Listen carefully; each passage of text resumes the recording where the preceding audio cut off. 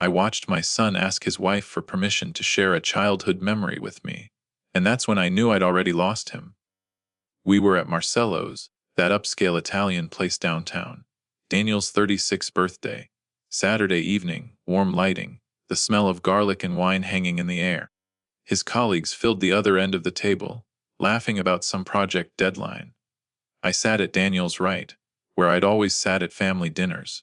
"Remember how you insisted on that pulley system for the treehouse?" I asked. Simple question. We'd spent an entire summer on that project when he was 12. Blood, sweat, arguments about physics, triumph when it finally worked. Daniel's face lit up for half a second. Then I watched it happen. The light dimmed. He glanced at Miranda. She touched his arm, leaned in, whispered for what felt like 20 minutes but was probably 2. Her lips moved against his ear. His shoulders tensed, then relaxed into compliance. When he turned back to me, the smile was hollow. "Maybe we can talk about that later, Dad. I don't want to bore everyone with old stories." Miranda gave me this sympathetic look. So understanding, so gentle. Like she felt sorry for the old man clinging to the past. That look told me everything. She wasn't just controlling him. She was winning. I drove home alone that night, hands gripping the wheel harder than necessary. The question looped through my mind. When did it start? When did my confident, independent son become someone who needed his wife's approval to share a goddamn memory? Let me back up. I'm Richard Caldwell, 71 years old, though some days I feel ancient and others I feel like I haven't learned a damn thing. I taught American history at Lincoln High for 38 years, retired 6 years ago, mostly to take care of my wife Catherine during her illness. Breast cancer. She died 3 years ago, and the house has felt too big ever since. What Daniel is my only child, was born when I was 33 after years of Catherine and I trying. He's an architect now. Talented one, too. Designs sustainable buildings, wins awards I don't fully understand but celebrate anyway. I taught him to think for himself. That was my whole approach to teaching, to parenting. Ask questions. Look for patterns. Challenge narratives, including mine. Don't accept something just because I said it or because it's written in a textbook. Find your own truth. The irony doesn't escape me. After Catherine died, Daniel and I became closer. Grief does that sometimes, either splits people apart or fuses them together. We chose fusion. Late-night phone calls. Tuesday lunches, third Tuesday of every month, our tradition since his college days. We'd debate politics, history, his projects. My book club discussions. He was my best friend. I know fathers aren't supposed to say that, but it was true. Then he met Miranda. I liked her immediately. I want to be clear about that, because what happened later makes it easy to rewrite history. But no. Those first 2 years she was wonderful. Warm, curious, asked thoughtful questions. She'd help Catherine in the kitchen. This was before Catherine got too sick, wanting to learn our family recipes. She had this way of making you feel heard. She's got fire and kindness. Catherine told me one Sunday afternoon. Rare combination. Our son chose well, I agreed. Miranda seemed to cherish what we had. She told us once, eyes genuine, that she'd never experienced a family that actually talked to each other. Her childhood had been different, unstable. I felt for her, welcomed her completely. The wedding was beautiful. Small ceremony, just family and close friends. I gave them $15,000 toward their first house. Not because I had money to spare, but because they were starting their life together. That's what family does. For a while everything was perfect. Sunday dinners continued. Our Tuesday lunches stayed sacred. Miranda would join sometimes, contribute to our debates, hold her own. I remember thinking this is what family expansion should feel like. The shift happened so gradually I mistook erosion for evolution. Daniel's texts got shorter. His reasons for canceling got vaguer. And every single one mentioned Miranda's needs. 6 months after the wedding, I got my first cancellation. "Dad, I'm sorry." Daniel's text read, "Miranda's having a really hard day. I need to be home."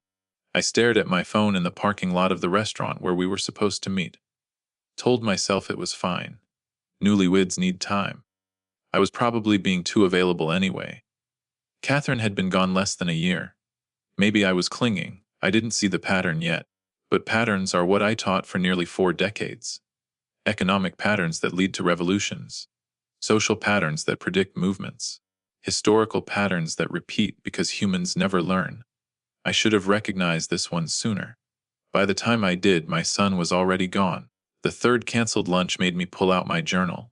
I've kept one since my 20s. Fountain pen, leather-bound pages. The kind of old-fashioned habit that made my students roll their eyes. But history teachers document. We chart patterns. So I started writing down the cancellations. September 23rd, October 15th, November 3rd. Then I went back through my texts with Daniel. Started documenting his exact language. The phrases he used. I'm a researcher by training, so I treated this like data. The pattern emerged within 6 pages. Miranda thinks we should wait on that.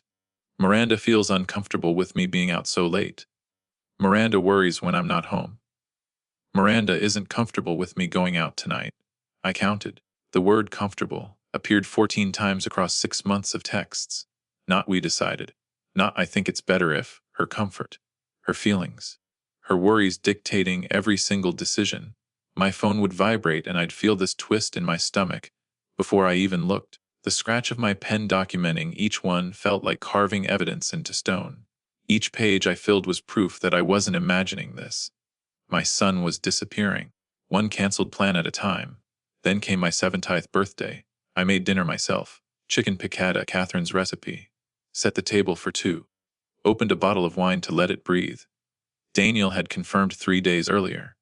Said he wouldn't miss it. I believed him. The text came at 5:30, 2 hours before he was supposed to arrive.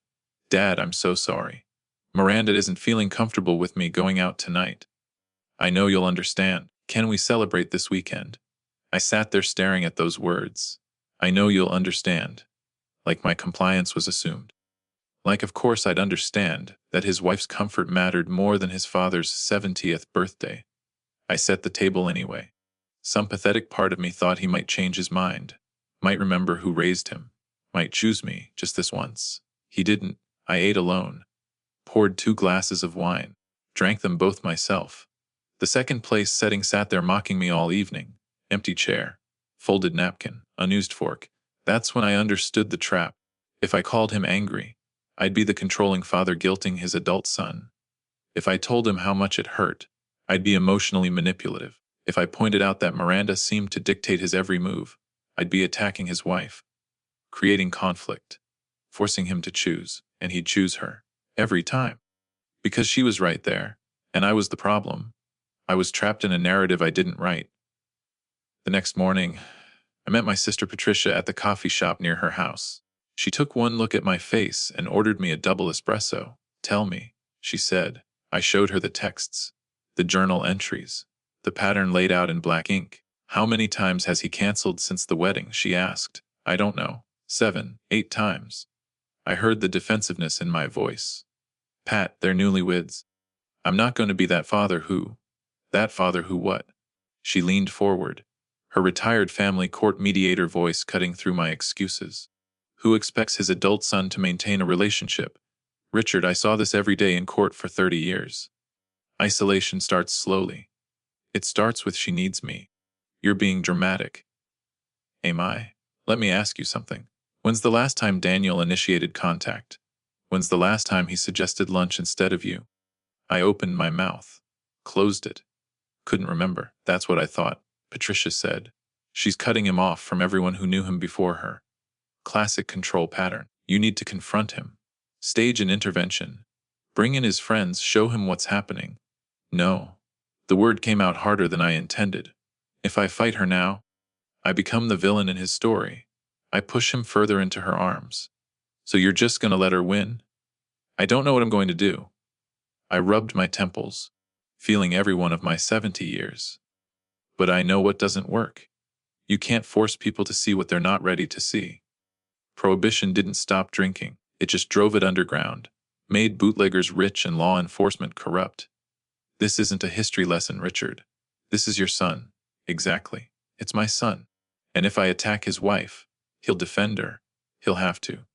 She's probably already been telling him I don't approve, that I make passive-aggressive comments, that my generation doesn't understand their relationship.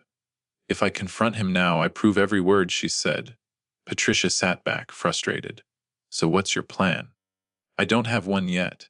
I stared into my coffee, seeing my reflection distorted in the dark surface. I just know that fighting her head on means losing him completely. Watch her, Patricia said finally. Just watch. Document everything, and Richard, be ready. Because this is going to get worse before it gets better. She was right, it got so much worse. The evidence came to me. I didn't have to go looking. Marcus Webb called 3 weeks after my conversation with Patricia, Daniel's best friend since college. They'd been inseparable for years, camping trips every fall, basketball games, the kind of friendship that survives distance and time. Richard, we need to talk about Daniel. We met at a sports bar near Marcus's office. Sunday afternoon, football game playing on the screens above us. Marcus looked uncomfortable, kept fidgeting with his beer bottle. What's going on? I asked. I don't know. That's why I'm asking you. He leaned forward. Danny canceled our camping trip. We've done it every year for a decade. Every single year since college. This year he said Miranda worries when he's out of cell range. The familiar phrase hit me like a punch. Worries when he's out of cell range. Yeah, I tried to joke about it, you know. Said we're going to the Adirondacks, not base jumping off Everest. He got defensive, almost angry. Told me I didn't understand because I'm not married. Marcus shook his head. Man, what happened to him? He's not Daniel anymore.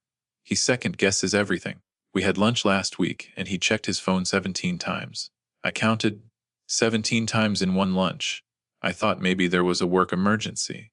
But no, he was just checking in, making sure she knew where he was, what he was doing. Marcus met my eyes.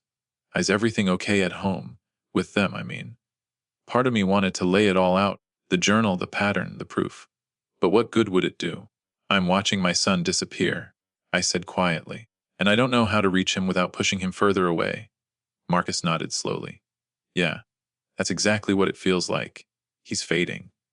A week later, I got a call that surprised me even more. Mr. Caldwell, this is Alina Torres. Miranda's mother, I need to speak with you, please. We met at a quiet restaurant on Tuesday afternoon. Alina was smaller than I remembered from the wedding, her dark hair streaked with gray. She looked nervous. Guilty. She ordered coffee she didn't drink. Just wrapped her hands around the cup like she needed something to hold on to. I need to tell you something, she said, her accent thicker when she was emotional. About my daughter. About what she is doing to Daniel. I'm listening. I hear her side of phone conversations. She tells Daniel things about you. Things that are not true. Elena's eyes filled with tears. She says you never approved of the marriage, that you make passive-aggressive comments, that your communication style is emotionally unsafe, like my ex-husband. The rage that went through me was white-hot. I never said a negative word about her. Not one. I gave them $15,000 for their house. I welcomed her into our family. I know this. Elena wiped her eyes. But this is not about truth, Mr. Caldwell. It's about fear. My daughter, she is doing what I did. She makes you the dangerous one, so Daniel needs only her. I destroyed my marriage this way. Drove my husband away with the same tactics. What are you saying? I'm saying Miranda cannot feel safe if Daniel loves anyone else. If he has you, he has an escape route. If he has friends, he has other options. She needs him to need only her. Is the only way she knows how to keep someone. Elena's voice broke. I did this to her father. I was unpredictable, angry, controlling. I made our home a war zone. He left when Miranda was 16. I taught her this fear, this need for control. And now she is repeating it. I sat back, the pieces clicking into place. She's not doing this because she's evil. She's doing it because she's terrified. Yes. But terrified people hurt others. I hurt my family. Now she hurts Daniel. And you. Elena reached across the table. What do you do, Mr. Caldwell? If you defend yourself, you prove her point that you are aggressive. If you do nothing, I'm already losing him. I finished. Yes. And she will not stop. This is what I came to tell you. She will not stop until he has no one but her. Until she is his whole world. That is when she will feel safe. But by then, Elena shook her head. By then he will be broken. I thanked her for her honesty. Drove home in a daze. Added her confession to my journal, the handwriting shakier than usual. Then came the detail that made my blood run cold. Marcus called again 2 weeks later. Said something strange happened at work. Daniel's phone glitched during a meeting. The The screen lit up showing a tracking app notification. A tracking app. I repeated. Yeah, like location tracking. I saw it before he shut it off. When I mentioned it just casual, hey, what's that app? He got super defensive. Said couples who trust each other have nothing to hide. That it makes them both feel safer. Both. But I'd bet everything I owned that only one of them was being tracked. Miranda wasn't just emotionally manipulating my son. She was surveilling him, reading his texts, monitoring his location, knowing his every move, and she knew I'd pulled back. She could see our brief, cordial exchanges. She knew I wasn't fighting. That realization changed everything. She'd assigned me a role, the controlling, disapproving father. She needed me to play that part to justify her grip on Daniel. But I wasn't playing. I wasn't fighting, wasn't demanding, wasn't creating the conflict she needed. It was making her nervous. Good. I spent the next month documenting everything in detail. Created a timeline in my journal. 6 months post-wedding. Daniel's sentences start with, Miranda thinks. 1 year he stops making plans without consulting her first. 18 months.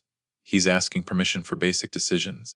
2 years in, Marcus told me Daniel asked Miranda which entry to order at a work lunch.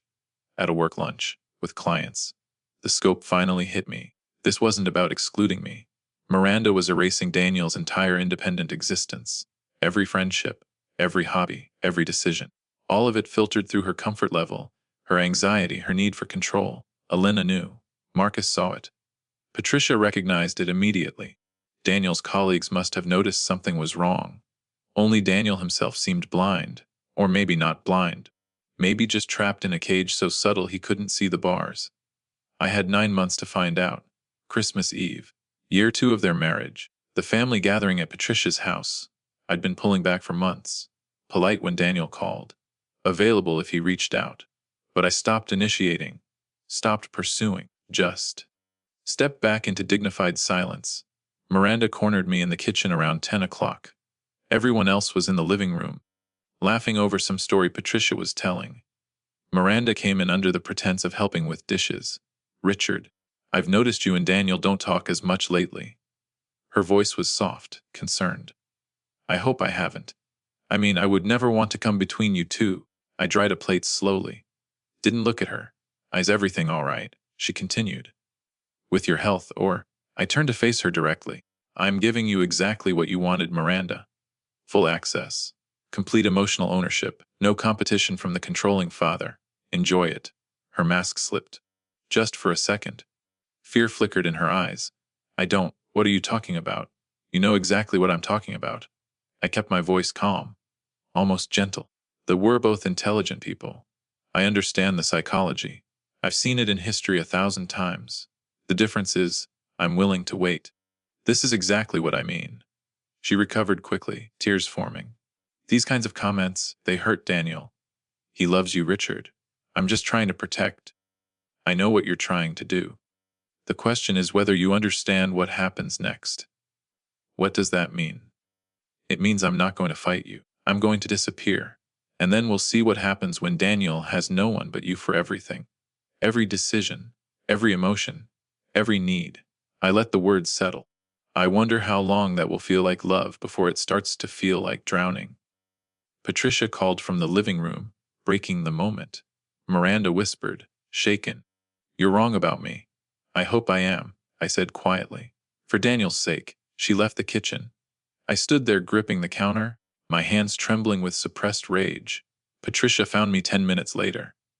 You're letting her win, she said flatly. No. I'm letting her have exactly what she wants. Full access. I poured myself another glass of wine. History teaches that forced emotional dependency creates resentment. Daniel will need her for everything. She'll become his therapist, his mother, his decision maker. Eventually, he'll suffocate. She'll resent the burden, and I will have never been the villain she painted me as. And if you're wrong, if he never comes back, then at least I'll have been the father he deserved, even in absence. Even if he never knows it. Patricia shook her head. You're the most stubborn man I've ever met. I prefer patient. But alone that night I sat in my study with my journal open. Wrote out all my doubts. All my fears. What if I was wrong? What if dependency didn't create resentment but permanent damage? What if Miranda held him so tight he never breathed again? But if I fought now? I confirmed her narrative. I made myself the controlling father. I pushed him further into her arms, seeking protection from me. There was no good choice here. Only the choice I could live with. I chose to let Daniel find his own way back. Even if he never did. I closed the journal, looked at Catherine's photo on my desk, wondered what she would have done. She'd always been braver than me, more willing to fight, but she wasn't here. And this was my call to make, so I committed to the strategy fully. Complete withdrawal, polite available if called, but never pursuing, never defending myself, never explaining. I would let Miranda's victory become her own prison. And I would wait. 2 years passed. I lived my life. Not in the desperate, hollow way of someone waiting for a phone call. Actually lived. Joined a Tuesday morning hiking group with Patricia. Started dating a woman named Helen I met at the library. Nothing serious, just companionship, dinners, conversations about books. Led my discussion group every Thursday. Traveled to Boston to visit an old colleague. Replanted Catherine's garden with vegetables instead of just flowers. My texts with Daniel became brief exchanges of pleasantries. Happy Thanksgiving, son. You too, Dad. That was it. No accusations. No pursuit. Daniel would occasionally text, "Are you okay? You seem distant." I'd respond neutrally, "I'm fine. Library keeps me busy. Hope you're well." Never explaining. Never justifying. Just cordial distance. History teaches that time is the ultimate arbiter. I couldn't force Daniel to see what he wasn't ready to see. I could only refuse to be the villain Miranda needed me to be. So I lived, and I waited. Then Amy called. Amy worked with Daniel at the architecture firm. I'd met her a few times at office events. Professional, competent. The kind of person who doesn't call without a good reason. "Richard, I'm sorry to bother you, but something happened today with Daniel. I thought you should know." My heart seized. "Is he hurt?" "No, not physically. But Richard, he had a panic attack during a client meeting. Full-blown hyperventilating. Over a design decision. Window placement. Simple stuff he's done 1,000 times." Her voice was careful, concerned. "He froze completely. Started breathing hard. Had to excuse himself to call Miranda from the conference room. The client waited 15 minutes while he was on the phone with her." I closed my eyes, felt the weight of those words. "How is he now?" "He's okay. Miranda talked him down, I guess. But Richard, this isn't normal stress. He's 37 years old, a senior architect.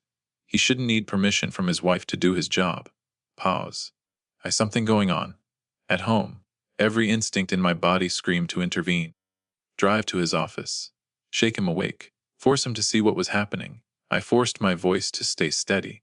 "I appreciate you calling Amy. I'm aware Daniel's been struggling. But I'm not in a position to help right now.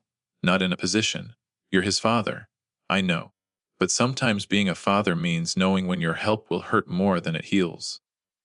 She didn't understand. How could she? But she thanked me anyway and hung up. I sat in my study for an hour afterward, staring at nothing. The temptation to break my strategy was overwhelming. But I held firm. Over the next 6 months, Daniel reached out 3 separate times to schedule lunch. "Dad, I know it's been a while. Would love to catch up soon." "I'd like that. Maybe next week. Just let me know when." 2 weeks would pass. "Sorry, this week got away from me." Rain check. "Of course. I'm here whenever you're ready." He wanted to talk. Needed to talk. But he couldn't quite break free to do it. The cage was visible to him now, but he couldn't find the key. I didn't offer one. He had to discover it himself. Then came the dinner party. I wasn't there. Wasn't invited, which told me everything about how thoroughly I'd been erased. But Amy was. She called me the next morning, voice tight with shock. "Richard, you need to know what happened last night." Daniel and Miranda had hosted a dinner party. 8 guests. Colleagues, neighbors, the normal social obligations. Everything was fine until dessert. Daniel asked Miranda which wine to serve. Simple question. The kind couples ask each other 100 times. Miranda snapped. "Can you make own decision without asking me first?"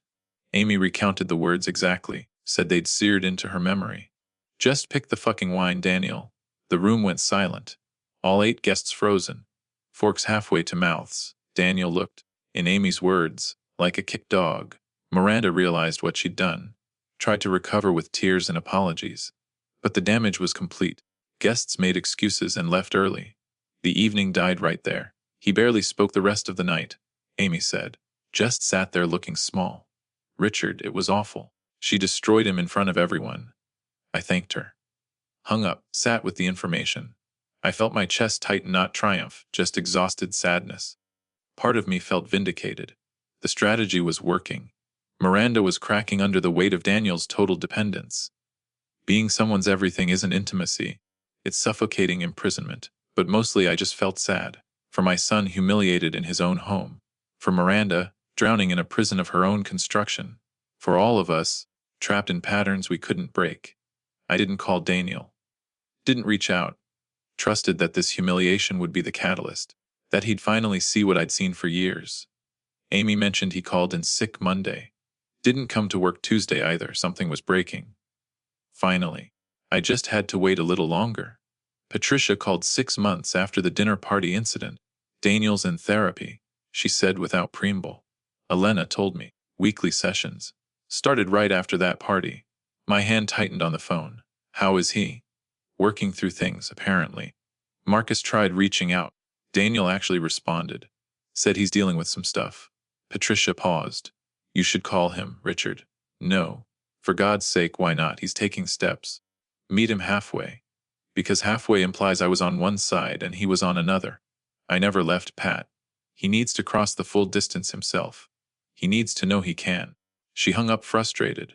I sat with the hope I didn't dare feel. 3 more months of silence. Then, on a Sunday afternoon in October, I was on my front porch with a book when I heard a car in the driveway. Daniel's car. He got out slowly. His shirt hung loose. Shadows carved his face into something I barely recognized. He stood by the car for a long moment, like he was gathering courage. I set my book down. Waited. He climbed the porch steps. Sat in the chair next to mine without asking. We sat in silence, watching leaves fall from the oak tree in the front yard. 5 minutes passed. Maybe 10. Finally he spoke.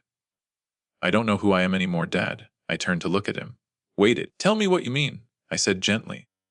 I can't remember the last time I did something because I wanted to. Not because someone told me it was okay. Not because I got permission. Just because I thought it was right. His voice cracked.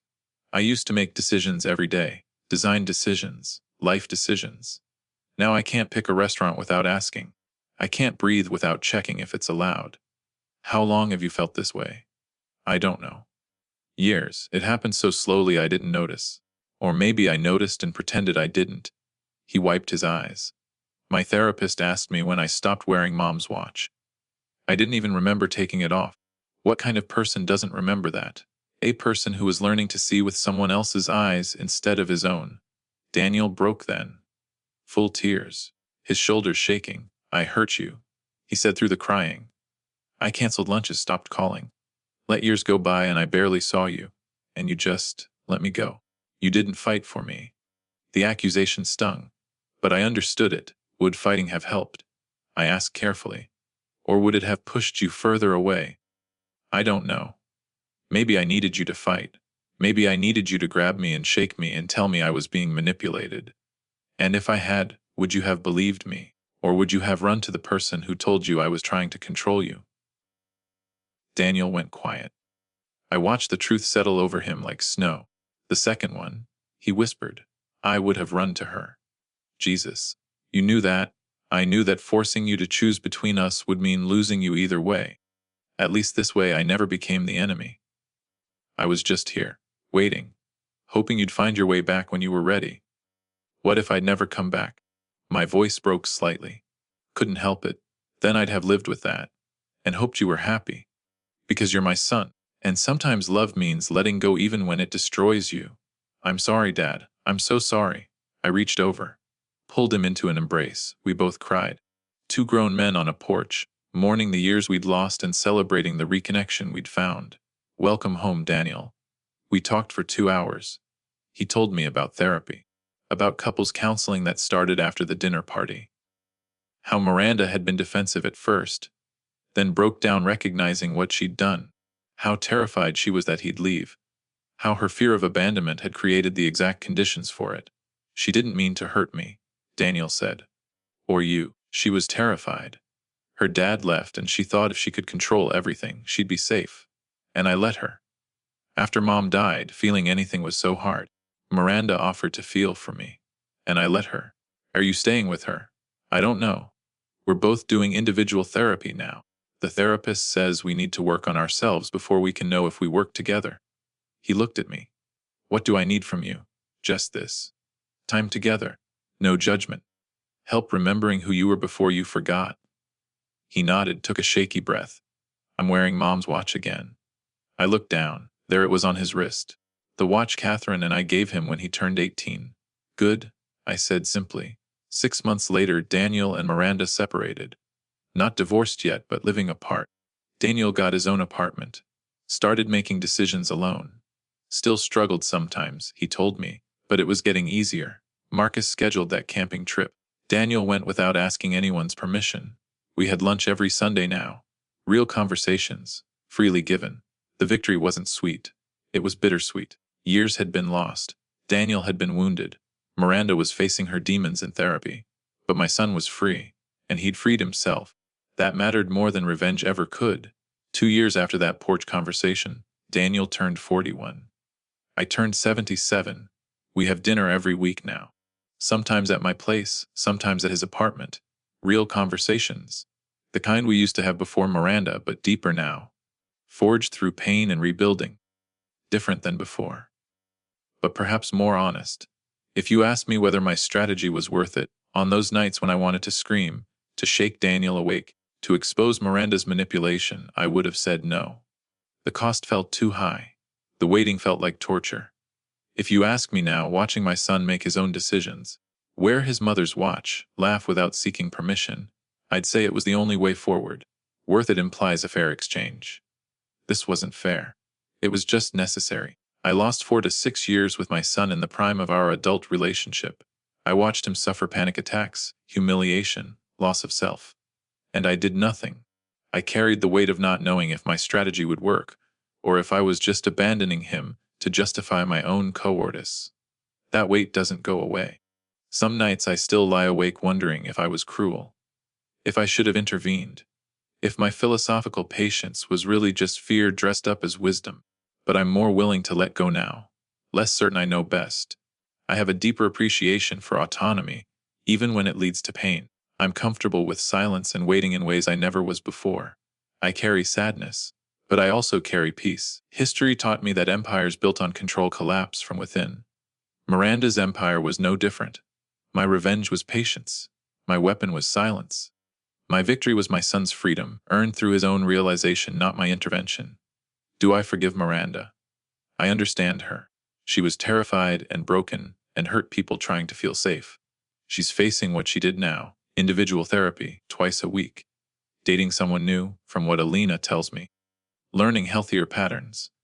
That's more important than my forgiveness. The question that haunts me, was I cruel to let Daniel suffer when I could have intervened? Or was intervention itself the cruelty, taking from him the chance to save himself? I'll never know for certain.